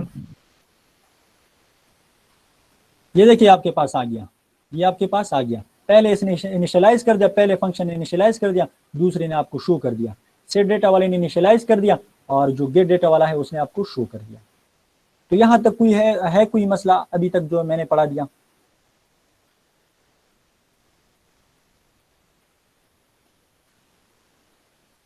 No sir. जी वो बंदे बताए जिसको कंफ्यूजन है अभी। सर ये हमने जो गेट डेटा था हमने सी आउट इसी के अंदर ही किया है। जी जी। अगर सर हम इसको मेन फंक्शन के अंदर इन इसको प्रिंट करना चाहें तो सर उसके लिए क्या करेंगे सर? तो इसके लिए ये करेंगे ना, ये वाला काम था ना। तो नहीं sir, through function. Through function आप करना चाहते हैं, आप कर सकते हैं। इसके लिए फिर आपने ये करना होगा कि आप इसको रिटर्न कर दें, ये जो डेटा है ना ये आप रिटर्न जी कर सर। दें। फिर आप इस डेटा को रिटर्न कर दें, दोनों डेटा को रिटर्न कर दें, तो फिर हो सकता है, ठीक है। लेकिन आप सिंपली रिटर्न भी नहीं कर सकते, फिर आपने इसको एरे को देना होगा और एरे को फिर रिटर्न करना होगा, जो कि आप लोगों को मैंने टास्क दिया था। वो एरे भी आप नहीं कर सकते क्योंकि ये डेटा आपके पास मुख्तलिफ है, आप रिटर्न यहाँ पे नहीं कर सकते, ठीक है। रिटर्न आप कर सकते हैं, लेकिन अगर आप थोड़ा सा वेट कर सकते हैं, आगे हम फिर रिटर्न को डिस्कस करेंगे। फिर हम पूरा का पूरा स्ट्रक्चर रिटर्न करेंगे, पूरा का पूरा स्ट्रक्चर रिटर्न करेंगे। देखो, एक फंक्शन के अंदर हम स्ट्रक्चर को इनिशियलाइज कर देंगे, फिर ये पूरा का पूरा फंक्शन हम स्ट्रक्चर हम रिटर्न करेंगे, और इस स्ट्रक्चर से फिर हम डेटा गेट करेंगे मेन फंक्शन के अंदर। वही कॉन्सेप्ट है जो मैंने आपको टास्क दिया था। मैंने आपको टास्क दिया था कि आप इस तरह कर दें, एक एरे ले ले और उस एरे को आप पास एक एरे ले ले, एक फंक्शन कॉल कर दें, फिर फंक्शन क्या करेगा, एरेज के अंदर वैल्यूज को इनिशियलाइज कर देगा, और फिर आप जो वैल्यूज जो एरे आपने इनिशियलाइज की है उस एरे को आप मेन फंक्शन में ले आए, और मेन फंक्शन के अंदर आप इसको इटरेट कर दे, यानी उसकी वैल्यूज को शो कर दे। उसी तरह का कॉन्सेप्ट इधर मैंने इंप्लीमेंट किया है, लेकिन अगर आप थोड़ा सा वेट कर सकते हैं तो हम आगे डिस्कस करेंगे, ठीक है। जब हम फंक्शंस और स्ट्रक्चर का रिलेशनशिप पढ़ेंगे कि इनके दरमियान क्या रिलेशनशिप है, तो उधर ये डिस्कस हो चुका है ये वाली बात। Okay sir.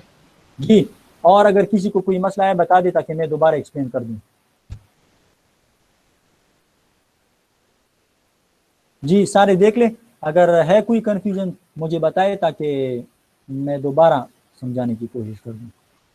ये देखिए, ये वाला काम मैंने कर लिया, ये कुछ भी मुश्किल नहीं है, लेकिन सिर्फ आपने अपने जहन को थोड़ा सा लड़ाना है ताकि वो काम स्टार्ट कर दे और इस चीज़ को इम्प्लीमेंट कर दे। बस इस चीज़ को, इम्प्लीमेंटेशन आसान है, ये आप लोगों को आता है, लेकिन थोड़ा सा कॉन्सेप्ट क्लियर करना चाहिए कि किस तरह हुआ है और फ्लो कैसी है प्रोग्राम की। सर अगर यूजर से इनपुट लेना है रन टाइम पे तो वो मेन में ही लेंगे ना? जी, फिर आपने मेन में लेना होगा, और फिर आपने आप इस तरह कह रहे हैं ना कि सी आउट इंटर नेम जो भी है ना, बस आप इधर कर दें, और फिर इन वेरिएबल्स को, जो वेरिएबल्स आपने लिए हैं वहाँ पे आप लेट सपोज आई है तो आई पास कर दें, और असर गया यहाँ पे आपने नेम लिखा है तो आप नेम पास कर दें, वो सही कोई हो मुश्किल गया काम सर। नहीं, ठीक है। वो आपने यहाँ पे फिर लेना होगा। अगर आपने फिर इसको मोर डायनेमिक बनाना है तो फिर आप लूप यूज कर दें कि किस मतलब जब आप यस को प्रेस कर दे तो वो डेटा लेगा, अगर आप नो को प्रेस कर दे फिर आप कह सकते हैं कि स्टूडेंट 1 के लिए ले, स्टूडेंट 2 के लिए ले, फिर लूप को आप वो चला सकते हैं, ठीक है। वो डिटेल में आप जा सकते हैं इसमें, ठीक है जी। और अगर किसी को कोई मसला है तो प्लीज आप पूछ लें।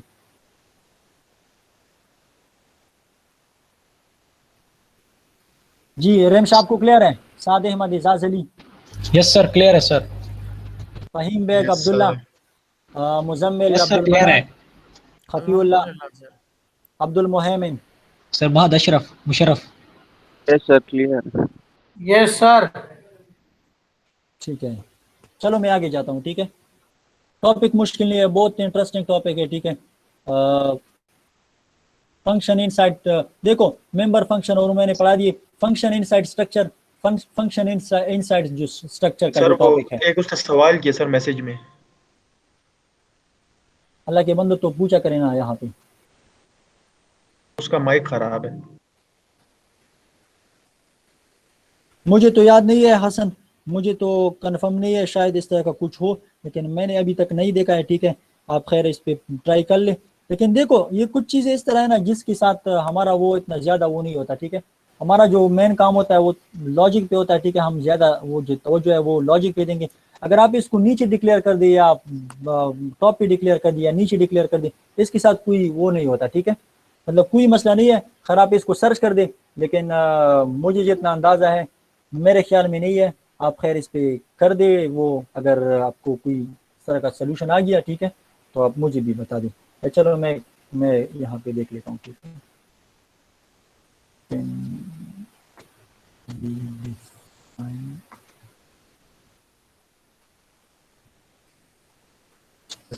Declare structure,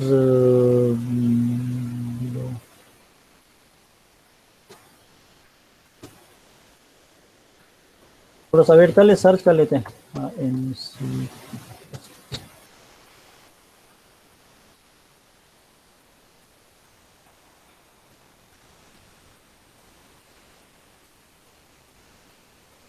structure, sorry structure मैंने यहाँ पे नहीं लिखा।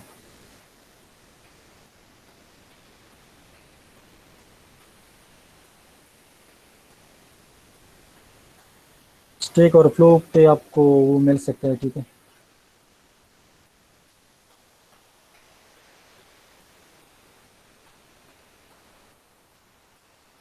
Yes we can also define classes including structure after main function, ये क्लास का कह रहा है, ठीक है। खैर आप देख ले, शायद हो, ठीक है, लेकिन यहाँ पे तो फिलहाल तो इस तरह का वो नहीं मिला, ठीक है। अब देख ले, आप इस पे सर्च कर दे, अगर है तो फिर हमारे साथ भी शेयर कर दे, ठीक है।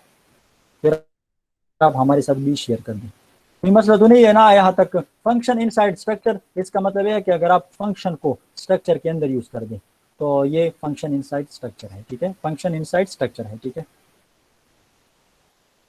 अच्छा, ये तो टाइम भी बहुत तेज।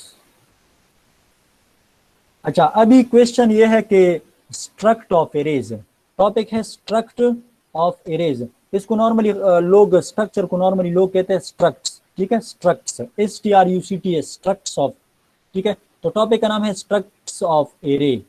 मतलब इसका क्या है, स्ट्रक्चर के अंदर जब आपके पास एरेज आ जाए, स्ट्रक्चर के अंदर जब आपके पास एरेज आ जाए तो फिर इस टॉपिक का नाम है स्ट्रक्ट ऑफ एरेज। स्ट्रक्चर के अंदर एरेज, किस तरह एरेज, ये देखिए, ये तो नॉर्मल वेरिएबल थे, ये तो नॉर्मल वेरिएबल थे। अगर मैं यहाँ पे एक एरे ले लूं, मैं कह दूं कि स्ट्रिंग जो भी है करेक्टर, चलो करेक्टर टाइप, करेक्टर, और कोई इस तरह कर दूं नम, और यहाँ पे मैं कर दूं फोर। तो देखिए थोड़ा सा ये नॉर्मल वेरिएबल थे और ये वेरिएबल है लेकिन एरे टाइप का है, ठीक है। ये क्या है, एरे टाइप का है, ठीक है। सो यहाँ पे आप इंटीजर कर दें, ठीक है। इंटीजर टाइप की एरे हमने स्ट्रक्चर के अंदर ली है, इंटीजर टाइप की एरे हमने स्ट्रक्चर के अंदर ली है। यानी आप कह सकते हैं कि एरे भी एक डेटा मेंबर है स्ट्रक्चर का। यहाँ पे एरे स्ट्रक्चर का एक डेटा मेंबर है, तो इसलिए हमने यहाँ पे क्या लिया है, इसलिए हमने यहाँ पे एक एरे ली है। तो इस टॉपिक का नाम है, टॉपिक का नाम थोड़ा सा देख ले, क्योंकि एक और टॉपिक का नाम इस तरह से रिलेटेड है, मतलब इस तरह का कंफ्यूजिंग आपको फिर कंफ्यूज करेगा, ठीक है। तो स्ट्रक्ट ऑफ एरेज, जब आपके पास, देखो इसको रटा कर ले, स्ट्रक्ट ऑफ एरेज, जब आपके साथ स्ट्रक्चर के अंदर एरेज आ जाए तो इस टॉपिक का नाम है स्ट्रक्ट ऑफ एरेज, ठीक है। मैं यहाँ पे, कोई मसला तो नहीं है ना, कोई कंफ्यूजन तो नहीं है आप लोगों को? No sir. ये कोड मैं आप लोगों के साथ शेयर कर देता हूँ, ठीक है। मैं आप लोगों के साथ आज जो कोशिश करता हूँ कि शेयर कर दूँ। ये अगर आप लोग देख लें, ये अगर आप लोग देख लें, एक स्ट्रक्चर है आपके पास एक स्ट्रक्चर है और स्ट्रक्चर के अंदर आपके पास 3 डेटा मेंबर्स हैं। 2 डेटा मेंबर्स आपके पास नॉर्मल वेरिएबल्स हैं, ये वाला और ये वाला। लेकिन ये जो डेटा मेंबर है ये आपके पास एक एरे है, एरे का टाइप इंटीजर है, एरे का नाम आपके पास है टेस्ट स्कोर्स और इसकी जो साइज है वो आपके पास 3 है। फिर क्या है, फिर 2 फंक्शन है। अच्छा, मुझे आप ये बताएं कि आप लोगों ने कभी इस तरह किया है कि गार्बेज कलेक्शन, आप लोग जानते हैं गार्बेज कलेक्शन या गार्बेज वैल्यूज? यस सर, ये जो Yes, रैंडम sir. वैल्यूज होते हैं, कौन सी? मतलब सर, जो खुद ब रैंडम खुद आ वैल्यूज जाती सर, वो जो सर अनअसाइंड वैल्यूज होती हैं जो पहले से ही अंदर पड़ी हुई होती हैं एक वेरिएबल में। बेसिकली होता ये है कि ये आपके रैम में अगर हम यहाँ पे जाते हैं तो इधर एक पोजीशन पे कोई डाटा पड़ा होगा, वही एग्जैक्ट डाटा आपको इधर मिलता जी जी, बस वो रैंडम वैल्यूज उठा लेते हैं, जहां से भी उठा लेते हैं। इसने आपने ठीक बता दिया, लेकिन अगर इतना मतलब आप डीप नहीं जा सकते तो रैंडम वैल्यूज वो उठा लेते हैं। इस रैंडम वैल्यूज को हटाने के लिए उधर एक कॉन्सेप्ट है C++ के अंदर, जब आप क्लासेस और ऑब्जेक्ट्स पढ़ेंगे, एक है कंस्ट्रक्टर और एक है डिस्ट्रक्टर। डिस्ट्रक्टर का काम यह है कि वो गार्बेज वैल्यूज को हटा दे, तो जो आपने इनिशियलाइजेशन किया उन सारे को हटा दे। प्रोग्राम जब रन हो जाए तो उसके बाद जब उसको आप दोबारा रन नहीं करते तो वैल्यूज हमें, वो वैल्यूज क्या होते हैं, वो वैल्यूज मेमोरी से रिमूव होते हैं, डिस्ट्रक्ट होते हैं, डिस्ट्रॉय होते हैं। तो यहाँ पे देखो, यहाँ पे मैंने एक फंक्शन बनाया है, और फंक्शन अगर आप देखें इनिट उसका नाम है, और इस फंक्शन का भी इनिट नाम है, इस फंक्शन का भी इनिट नाम है, और इस फंक्शन का भी इनिट नाम है। अच्छा, मुझे आप रिम्श आप बताएं कि इस कॉन्सेप्ट का क्या नाम है? इसका भी इनिट नाम है और इसका भी इनिट नाम है। इसके अंदर कुछ आर्गुमेंट्स नहीं है और इसके अंदर कुछ आर्गुमेंट्स है। जी आप बताएं, अलीशान आप बताएं, अलीशान खटक आप बताएं, जैनुल आबिदीन आप बताएं। जी जैनुल आबिदीन आप बताएं। सर वो पहले वाले में हम इनिशियलाइज कर रहे हैं 0 के साथ, तो दूसरे वाले में फिर बाद में हमने फंक्शन बनाया जिसके साथ हम इसको आगे देंगे नंबर्स वगैरह। मैं ये कह रहा हूं कि फंक्शन का नाम सेम है, फंक्शन का नाम सेम है। थोड़ा सा अपना दिमाग लड़ाएं। एक कॉन्सेप्ट हमने पढ़ा था सर, फंक्शन ओवरलोडिंग। जी, ये किसने बताया? जी वेरी गुड। फंक्शन ओवरलोडिंग का कॉन्सेप्ट है। ये चीजें ना भूलें ना, ये क्यों भूलते हैं आप लोग? क्योंकि आगे सारा फंक्शन ओवरलोडिंग होगा। क्लासेस और ऑब्जेक्ट्स में हम function overloading, constructor overloading, function overloading, constructor overloading, सारा काम इसी से हम ले लेते हैं। ठीक है, तो इसलिए आप इन कॉन्सेप्ट्स को ना भूला करें। ठीक है। हाँ, हमने वो गार्बेज कलेक्शन से अवॉइड करने के लिए हमने इस फंक्शन को बनाया है। इस फंक्शन को जब हम कॉल करेंगे तो आईडी को 0 असाइन किया जाएगा, एरे के अंदर जो 0 इंडेक्स है उसको भी 0 असाइन किया जाएगा, 1 इंडेक्स को भी 0 असाइन किया जाएगा, उस पे जो एलिमेंट है 2 इंडेक्स पे जो एलिमेंट है उसको भी 0 असाइन किया जाएगा, और फाइनल एग्जाम जो है इसको भी 0 असाइन किया जाएगा, ताकि वो गार्बेज कलेक्शन का या गार्बेज वैल्यू का जो मसला है वो खत्म हो जाए और वो ना आए। दूसरा फंक्शन ये भी सेटर है और ये भी सेटर है। सेटर मीन के डेटा को सेट करता है। दूसरा फंक्शन ये इंटीजर है, और यहाँ पे अगर आप लोग, चलो ये कौन बताएगा, जी what is this? Uzair Waseem आप बताएं, Uzair Waseem what is this?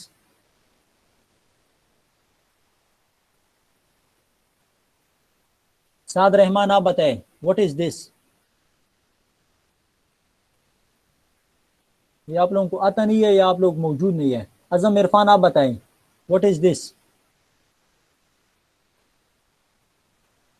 चलो व्हाट इज दिस यार, ये बताएं व्हाट इज दिस, ये बताएं। सर अरे है सर एम्प्टी एरे है। एरे है, और ये क्या है? सर ये भी एरे है। ये भी एरे है। तो इस तरह बताया करें ना, अल्लाह के बंदे, ये क्या कर रहे हैं? ये भी एरे है। सर हमने क्या, आप स्पेसिफिक बंदों से पूछ रहे हैं इसलिए। Yes sir. ठीक है, तो स्पेसिफिक तो नहीं बताते, पता नहीं गायब है या खैर मैं एब्सेंट कर देता हूँ। वैसे मैं जब नाम ले लेता हूँ तो मैं यहाँ पे लगा भी देता हूँ। Sir we respect your authority sir, इसलिए। Thank you. अच्छा, इसके बाद ये भी एरे है। तो अभी कौन बताएगा कि यहाँ पे किस टाइप की वैल्यूज आएंगे या क्या आएगी जब हम आर्गुमेंट में वो कर देंगे, पास कर देंगे? जी और साफ आप बताएं। Sir integer. नहीं, आप नहीं समझे। इंटीजर के तो वैसे आएंगे वो तो, लेकिन यहाँ पे थोड़ा सा इस ब्रैकेट को देख ले, बी को ना देखें, ब्रैकेट को देख ले तो क्या आएगा? 1D एरे आएगी। इसलिए मैंने आप लोगों को कहा था कि आपको उस टास्क को खुद कर दे, लेकिन पता नहीं आप लोगों ने खुद किया या नहीं किया। ये आपके पास यहाँ पे एरे आएगी, और यहाँ पे तो नॉर्मल सी की जो वैल्यू होगी वो आएगी। ठीक है, जब अच्छा ठीक है, आपने ठीक बताया। अच्छा, इसके बाद आप जब ए की वैल्यू आएगी तो वो इसको असाइन की जाएगी। फिर बी एरे यहाँ पे एक एरे आएगी जो भी होगी। लेट सपोज मैं इसको कहता हूँ कि इसको मैं कहता हूँ कि जो भी एरे है, ठीक है, या मैं इसको इस तरह थोड़ा सा यहाँ पे बता देता हूँ ताकि आप थोड़ा सा यहाँ पे समझ लें। ठीक है, आपके पास एक एरे है और एरे का नाम आपके पास ए है। इस तरह का एक एरे है, और यहाँ पे एरे के अंदर आपके पास एलिमेंट्स है 1 2 3। फिर यहाँ पे एक और एरे है, एरे का नाम आपके पास बी है, और इस एरे को मैंने इनिशियलाइज कर दिया। ठीक है, और मैंने चलो इनको साइज भी दे दिया, और इसको भी मैंने साइज दे दिया। ठीक है, मैं अभी क्या करता हूँ, मैं अभी ये करता हूँ बी का जीरो पोजीशन, बी का जो जीरो पोजीशन है उसको आप असाइन कर दी क्या, ये मैं इसलिए कॉपी करता हूँ ताकि आप कॉन्सेप्ट को समझ लें, जीरो पोजीशन। फिर आप फिर ये और फिर आप ये कर दें। तो 1 पे 1, 2 पे 2, सॉरी 1 और यहाँ पे आप 2 कर दें। तो इसका क्या मतलब है जी, कोई बताए एक बंदा। सर ये हम जो अरे ए है उसके एलिमेंट्स को एग्जैक्टली अरे बी के एलिमेंट्स के साथ कर रहे हैं, यानी अरे ए के अगर जीरो इंडेक्स पे 1 पड़ा है तो हम उसको बी के भी जीरो इंडेक्स के ऊपर भी हम उसको 1 असाइन कर रहे हैं, और जी। 2 और इसी तरह अगर जो सर ये 1 इंडेक्स है इसके ऊपर सर 2 पड़ा है तो हम B1 के इंडेक्स के ऊपर भी हम 2 असाइन कर रहे हैं। और सिमिलर ठीक है, बस ठीक बताए आप लोग, ठीक बता दिया, वेरी गुड। तो यहाँ पे भी यही कॉन्सेप्ट है, इस एरे के अंदर एलिमेंट्स आ गए तो वो जीरो पोजीशन वाला जीरो पोजीशन टेस्ट स्कोर को असाइन कर दे, 1 पोजीशन वाला टेस्ट स्कोर की 1 पोजीशन पे, और 2 पोजीशन वाला जो है वो 2 पोजीशन पे। ठीक है, ये 2 फंक्शन आप समझ गए। है कोई मसला यहाँ तक, यहाँ से लेकर यहाँ तक कोई है मसला जो मैंने हाईलाइट किया है? ये देखिए आप, अगर मसला है तो मुझे बताएं, क्योंकि मैं आगे जाता हूँ तो फिर मैं मजीद एक्सप्लेन करने की कोशिश करता हूँ। जी आप देख लें।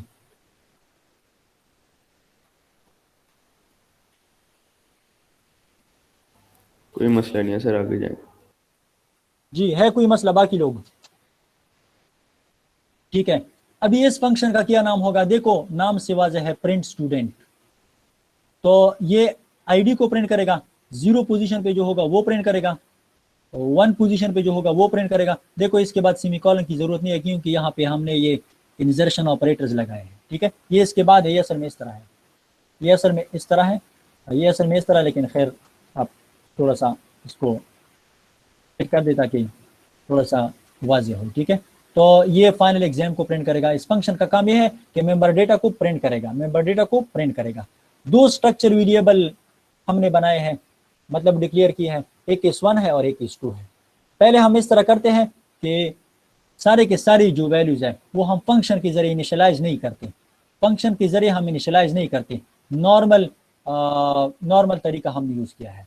तो नॉर्मल तरीके से जब हम इनिशियलाइज करते हैं तो ये वाले वैल्यूज उधर जाएंगे तो सारे के सारे इनिशियलाइज होंगे, और फिर प्रिंट स्टूडेंट का फंक्शन हमने यूज़ किया है ताकि वो सारे के सारे वैल्यूज आपको डिस्प्ले कर दे। ये इसने इस तरीके से डिस्प्ले कर दिए आईडी, ये देखो, लेकिन हमने फंक्शन के जरिए इनिशियलाइजेशन नहीं की है, हमने वो सिंपल तरीका यूज़ किया है। अभी हम फंक्शन के जरिए हम इसको इनिशियलाइज कर देते हैं।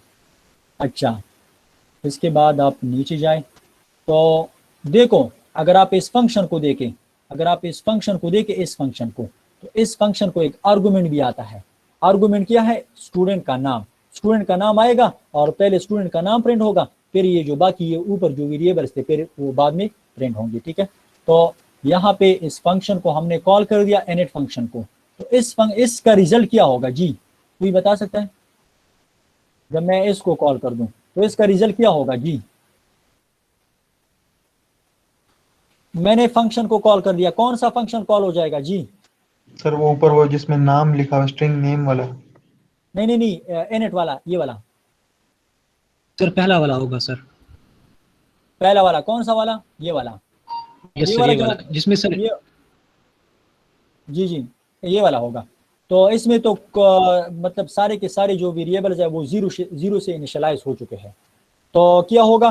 प्रिंट स्टूडेंट में नेम जाएगा और इधर नेम आएगा, तो नेम के अंदर तो वैल्यू है, लेकिन ये जीरो, ये सारे के सारे जीरो इंडेक्स पे जीरो, 1 इंडेक्स पे जीरो, 2 इंडेक्स पे जीरो और फाइनल एग्जाम पे जीरो।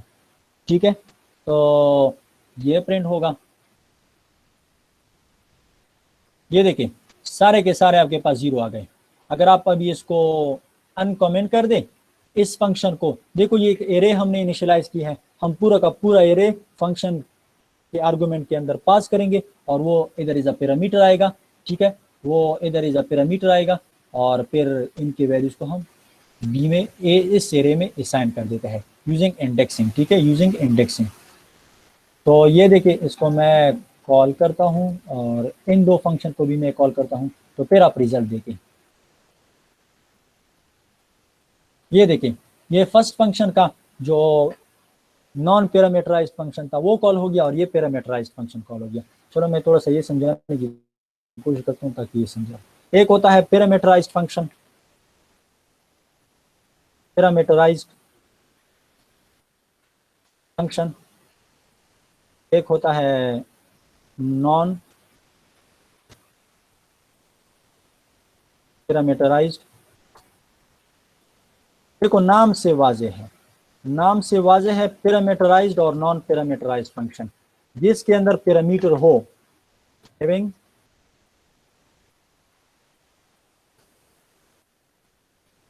पैरामीटर्स, हैविंग पैरामीटर्स और हैविंग नो पैरामीटर्स, जिसके अंदर पैरामीटर्स ना हो। तो जब हम उधर जाएंगे पैरामीटर्स, जब हम उधर क्लासेस के अंदर जाएंगे तो parameterized constructor, non parameterized constructor. Parameterized constructor वो कंस्ट्रक्टर होगा जिसके अंदर आप आर्गुमेंट्स भेज देंगे, नॉन पैरामीटराइज्ड कंस्ट्रक्टर वो कंस्ट्रक्टर होगा जिसमें आर्गुमेंट्स आप नहीं भेजेंगे। तो यहाँ पे ये जो फंक्शन था ऊपर, ये जो फंक्शन था ये वाला, इस फंक्शन को आप कह सकते हैं कि ये नॉन पैरामीटराइज्ड फंक्शन है, इसके अंदर कोई आर्गुमेंट नहीं है। और ये वाला जो फंक्शन है ये पैरामीटराइज्ड फंक्शन है क्योंकि इसके अंदर आर्गुमेंट्स मौजूद है। ठीक है कोई मसला? यहाँ पे पूरी की पूरी एरे चली गई, ठीक है, और उस एरे को हमने उधर दूसरे एरे की, मतलब उसकी वैल्यू को हमने दूसरे एरे में असाइन कर दिए और फिर आपने प्रिंट कर दिए। जी है कोई मसला यहाँ तक? सर ये जो प्रिंट हो रहा है ये ज़रा रिपीट कर दे, किस तरह से रिजल्ट आ रहा है? कौन सा वाला फंक्शन? ये वाला रिपीट कर दूं? ये सर वो जो सबसे लास्ट में आपने प्रिंट करवाया था। Yes sir. जी ये वाला, यस सर। ये इस तरह होगा ना, पहले ये वाला फंक्शन कॉल हो गया, जब ये वाला फंक्शन कॉल हो गया तो कंट्रोल इधर आ गया, इधर आ गया कंट्रोल, ठीक है, इधर कंट्रोल आ गया तो ये सारे के सारी वैल्यूज जो थे वो 0 से इनिशियलाइज हो गए, ठीक है। एरे का 0 इंडेक्स भी इनिशियलाइज हो गया, 1 इंडेक्स भी इनिशियलाइज हो गया, 2 इंडेक्स भी इनिशियलाइज हो गया, इसका साइज 3 है, और ये फाइनल एग्जाम का जो इंटीजर टाइप वेरिएबल है ये भी इनिशियलाइज हो गया। कंट्रोल इधर आ गया, कुछ नहीं है तो फिर रिटर्न होगा, अभी कंट्रोल इधर है, कंट्रोल इधर आ गया। तो स्ट्रक्चर वेरिएबल को यूज करके हमने इस फंक्शन को कॉल कर दिया और इस फंक्शन को हमने नाम भी पास कर दिया। जब नाम पास कर दिया तो ये वाला फंक्शन कॉल हो जाएगा।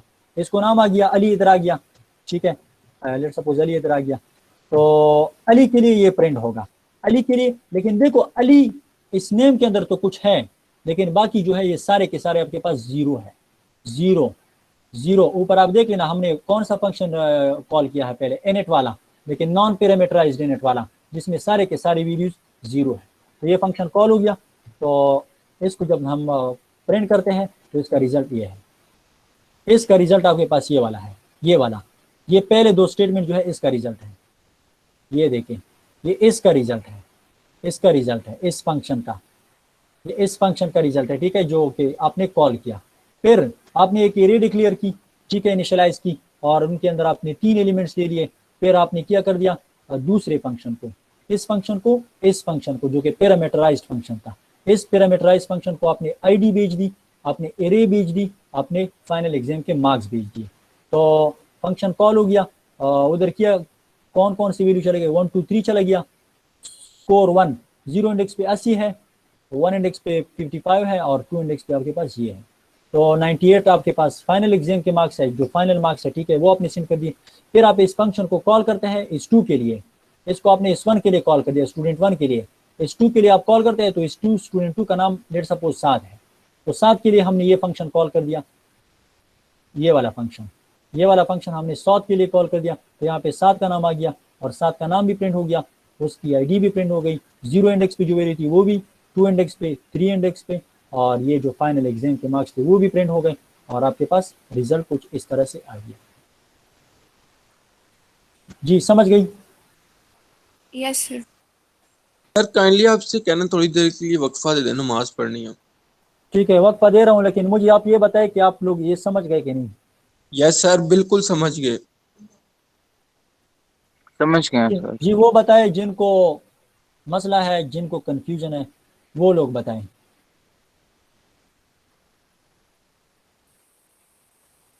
है कोई मसला?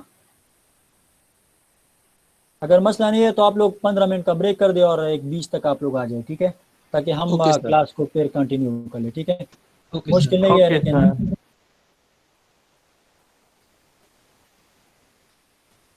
अरे